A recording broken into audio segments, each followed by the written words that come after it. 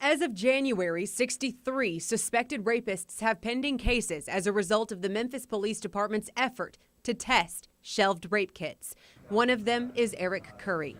We were there for his court appearance Monday. The 38-year-old was convicted of raping 5 women and a 15-year-old in 2005 and 2006. The victims told police Curry forced them into his Jeep with a handgun and raped them. The details in these court records are too disturbing to share with you on TV. After testing kits that had been stored for years, prosecutors say they found more of his victims. 12,374 people allowed their bodies to be treated like crime scenes, searched and swabbed, only to have the evidence sit unexamined. In some cases, victims have waited more than a decade for their assailants to be arrested. These are the faces of 11 convicted rapists. Their sentences represent justice for a small handful of victims. It's not as if all 12,000 kits are going to turn into 12,000 indictments. District Attorney Amy Wyrick told me prosecutors face challenges that are out of their control.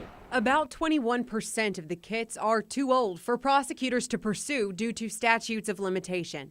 At least 24% of the kits tested negative for bodily fluids. That means there's no DNA, which is conclusive evidence for prosecutors. And when labs find DNA, investigators have to figure out who it belongs to. No, we do not have huge numbers of convictions, but we will. There are less than 15 convictions.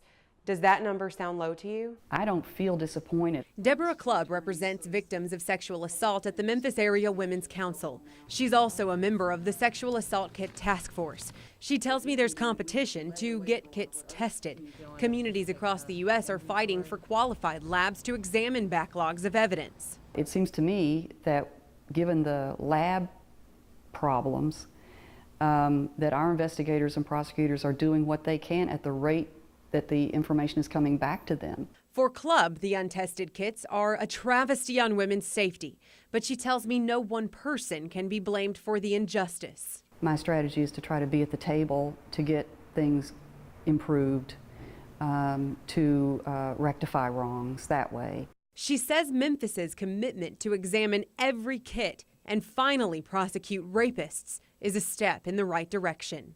In Memphis, Kristen Lee, Fox 13 News.